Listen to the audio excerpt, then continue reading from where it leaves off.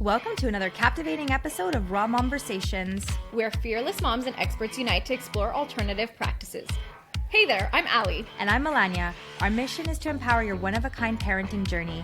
Join us as we explore unconventional birthing and parenting methods. Get ready for inspiration, authentic stories, and unwavering family love. Together, we're rewriting our rules of parenting one bold step at a time.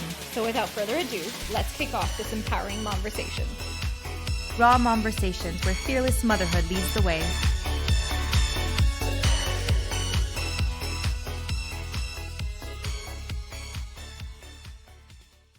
Today, we had the pleasure of interviewing a seasoned osteopath, Anne-Marie. We've already interviewed her previously, and we dove into pre- and post-pregnancy. We're going to add that link right below in the description here. Today's episode is all about your little ones, your newborn, your toddler, your child. If your child suffers from digestion, flat head syndrome, colics, reflux, truly any discomfort at all, osteopathy is such a magical solution, and we are so lucky to have this podcast out. And hopefully it will help you mamas who have any type of hesitation towards this specific practice. Let's get into it. Let's do it. So we'd like to welcome back Anne-Marie, a seasoned osteopath. We practiced this in the last episode. Osteopathy. And today we're delving into it more specifically with newborns, infants, and toddlers. And this is how I got introduced to Anne-Marie. It was through Allie, funny enough. And my son was born. We spent a week in the NICU. So unfortunately, I went prepped into it hoping I was going to be able to breastfeed, and it was just not the case. So I had to supplement with formula. And later on, we discovered that he had colic, and he was born two and a half weeks early. So I'm sure that played a little part in it. But the only thing that was recommended to me at the time was to switch to a formula that he would be a little bit easier to digest. And it was prescribed to me. I don't think it was helpful in the situation. I had a CLSC nurse who came, and she was amazing. I think that's so amazing that they come to your home and they see you. And she pointed out to me, which is something I had no idea, but to really pay attention to poop. Sorry to say it. And she was very concerned about the mucus that was coming. My pediatrician wasn't, and again, just recommended the formula for me. And it was Ali who recommended this approach to come and see you to help with his colic. Yeah, definitely. So my question for you, since we dived into it with adults, does your practice differ when you're treating a baby, newborn, toddler, child? So it definitely differs in the sense that we're dealing with a tiny body now, right? So everything's even gentler, everything looks different, but the practice remains the same, right? The techniques are the same, they're just much smaller. Babies and infants are awesome to treat because they don't move. They don't. Well, what do you mean at the beginning, they don't move. Do you not remember when Marcus? They're newborns? Oh, you should have seen Isabella as a toddler. Forget it. Yeah, Isabella, I was running around the room with her, but yeah, when they start moving, it gets a little bit more tricky. But when they're babies, when they're newborns, they're not moving, so that's good. So the techniques end up really being the same. The only thing that's really awesome about babies and kids is that they're not overthinking what we're doing. So a lot of time I feel like there's a little bit of a mental block when it comes to adults because they're, like I said, they're like, why aren't you touching my shoulder? That's where it hurts. And they're kind of playing against themselves. Whereas kids, whether or not it's their shoulder or their stomach or whatever it may be, they're not questioning it. I'm just kind of going with them. And in their little minds, they're like, oh, that feels good. Okay. Oh, that feels good. I'll go there. They're kind of playing with me, and we're getting there much faster. So the techniques are the same. They're just much easier clients sometimes. Wow. How can you tell a child's, pain or discomfort without them being able to communicate that to you? Like, are you able to feel, how do you, or by their reactions, how do you figure that out? So I feel like that's usually the biggest concern of parents when they come see me, right? They're like, how do we know if the baby's reacting well, if they're liking this, if they're hating it, if they're hurting? Because you can't really see the pressure that I'm applying. So of course, I reassure everyone that I'm not hurting their baby. I'm doing everything for their baby. But with the nonverbal communication, you can tell so much, right? Like if it's just like a little whimper, of like, who is this new person? And that's okay. But if it escalates and becomes like a really big cry, then of course we stop and we comfort and we take our time with babies. Babies can often, they talk to us a lot more than we think they do, I find. And you see it a lot through treatments. Let's say they come in and they have a neck pain and they can't turn their head fully one side. The second eyes start putting pressure, you can kind of see them falling into the movement that they want to do, which is really beautiful. And it really it's more than words could ever tell me, right? Because that's what we're looking for. I'm looking for their body cues to tell me that I'm doing the right thing. So it's very subtle, but they are communicating with me. I still get that feedback that I need from them. And then of course, by the end of the session, we have results. Babies react really quickly. They're really, really great at receiving treatments, and we see results really quickly. So that's, again, you're going to comfort the parents in knowing that we're doing good work.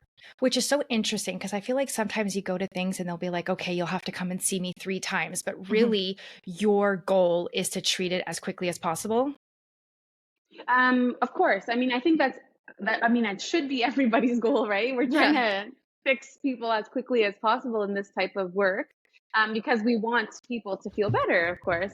I can never sometimes parents call me and they ask, is my baby has this or has this, how many sessions? And it's never an answer I'm able to give, because we go at your baby's rhythm. We see what they need. We see where they're at developmentally, right? So we can never assure that it's going to be gone in one session. And that's kind of what's really tough for us, because sometimes it is. So sometimes parents come, they're like, oh, my friend, Julie, you fixed her son in one session. And I'm like, okay, well, that was his case. Maybe it's not yours. Maybe it is. But we kind of really need to go at the baby's rhythm. A lot of time with babies too, there's a lot of exercises and work that the parents have to do at home, right? Because we're only with them for 30, 45 minutes max. So we really need the support from the parents so that everything kind of continues to go well at home. And in your practice, what type of conditions or issues do you typically treat, or have you seen, or is it just an array of? With little ones? Yeah. So with babies, we see a lot of problems that come back, right? So we have the what's it called? The flathead syndrome, right? So I'm sure you guys have seen that, and little babies that end up with their little helmets, which is totally fine, if that's what it gets to. But we try to prevent. So as soon as parents notice that their babies have a preference, which is always going to be the case, they're always going to have one preferred side. But the problem is when they're not turning their head to the other side, right? So we help a lot with the neck tension, with all of that type of stuff, to prevent the flathead. We see a lot of babies for digestive issues too. So a lot of constipation. That's definitely a big one. Colic, of course, is another one, right? So we're going to be looking at the jaw, about the shoulders, the back, everything, to try to figure out why this baby is so uncomfortable. Reflux is another really big one. So we're going to be working with a lot of babies on reflux and, the proper latch. Sometimes that's what the reflux is coming from. What else do we do? I think those are probably the most common when it comes to newborns. And then when it comes to toddlers and infants, then we're dealing with everything. I just remember, and I have to point this out, personal story, but I remember I came to see you and Marcus had a digestive issue.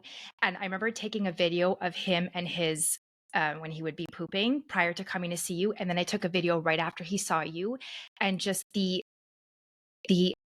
comfort that he had going felt like such a relief. And just to see the initial change in him, and then it doesn't have to be difficult for newborns, was so nice. Yeah, for sure. There's a lot of support missing, I think. Even though we get some support from the CLSC nurse that comes over, I feel like there should be courses on what to do when you go home with this little thing. 100%. Like how to help with constipation, other than all the Instagram reels that we watch now. Right. There should be a little bit more help when it comes to that. But that's what we're here for.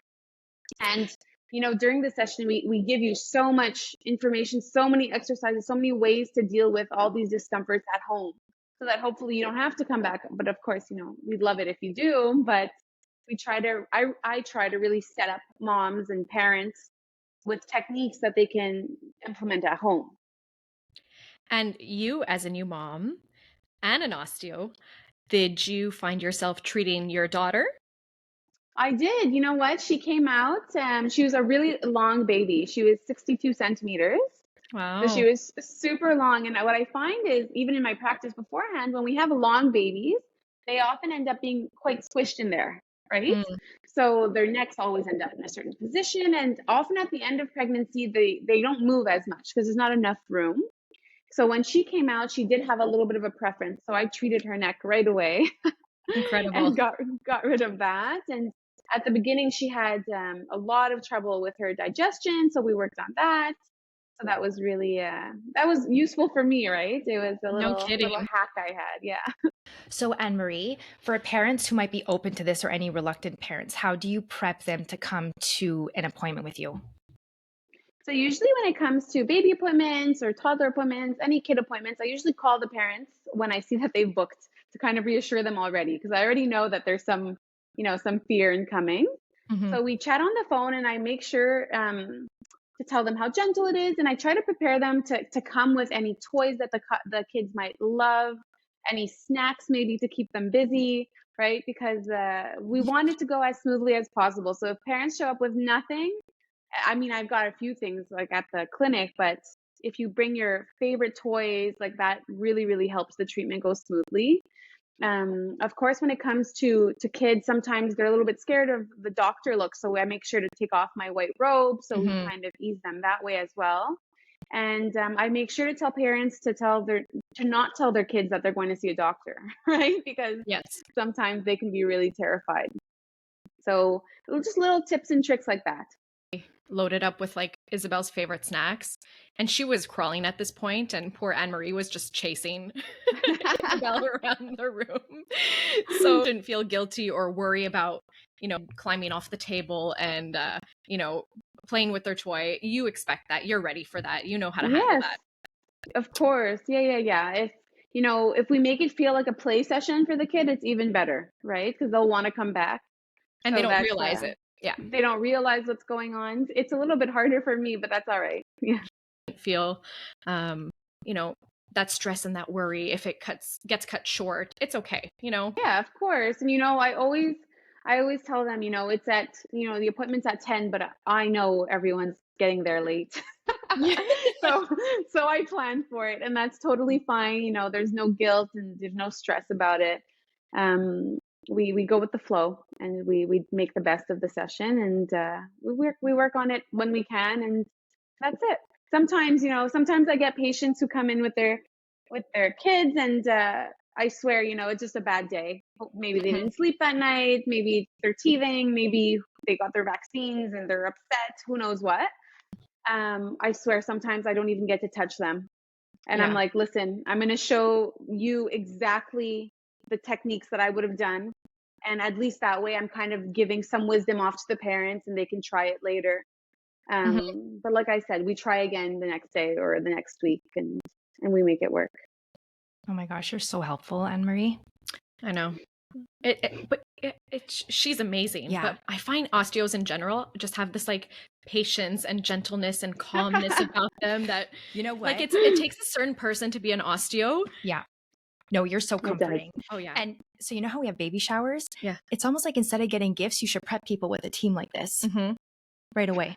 Oh yeah. Right? Yeah, it would be Here's a nice. gift card for Anne Marie. Here's a gift card to the pelvic floor therapist. Here's a gift card for Yeah. a night nurse. You're totally set up. Well, thank you so much, Anne Marie, for taking the time to answer our questions. And we know that you're back at work in January. So how will people be able to get in touch with you or find you in order to be able to utilize your service? So in January, I'm going to open up my online booking again. So it's on Go Rendezvous. Okay. You'll be able to go in, see my whole schedule, and book yourself in. Okay, amazing. And you don't have to be pregnant for those mamas who are not You don't have pregnant, to be pregnant. who had their kid a few years ago. I mean, you can go for Oh my goodness. Yeah. anything. Oh, yeah, 100%. Sometimes I get women in their 50s and 60s, and they're like, I'm hurt here. And I'm like, well, did you ever see an osteo for your scar, your C-section scar? And they're like, nope. And that's what we're working on. So it's never too Wow. late. Yeah, it's never too late. Fun little segment. Okay, Yeah. you want to ask the first question? So we ask our guests, what is one of your favorite baby products you would recommend to other moms? It could Oh be my anything. It could be an goodness. item. It could be a product. It could be vitamins. Anything you want. What do I love? That's a good question. I think one of the things I've used the most, and now I'm sad because she's a little bit too heavy for it. But it's one of those like baby carrier wraps. Ah, I loved that. The material ones there. Oh, she would like nap in there. We'd go for walks in it. She loved it. And it was much easier for me because she loved a good contact nap. there you go. And at the beginning, you're kind of just like, when am I ever going to do anything? Right. You can get things Although done you when they're love strapped. it. Yep. Yeah. So I love that. And yeah, I think that's my top pick. And what has been the favorite product for yourself that you cannot live without? Oh my goodness. For me, um, I can't even think of anything. I haven't thought of myself in so long. Right? I know. Right. Is there anything that's been supportive for you during these 4 months? Oh my goodness. I just like all I can think of is like my husband. Like Eddie's been so supportive. That's the first thing that Oh, comes that's to mind. sweet. I restarted hot yoga actually, and that's been amazing. And I do that once a week. So when she's sleeping, Eddie stays with her and I go there. Does that count? Yeah, Yes. no, 100%. 100%. We said product, but it could be person. Oh yeah, product, person, or therapy. Yeah. Yeah.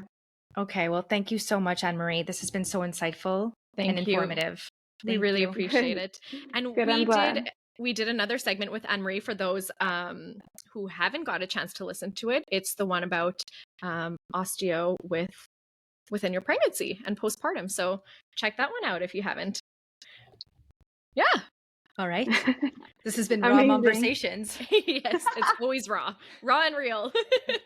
And There you relatable. go. And relatable. Thank you, Anne-Marie.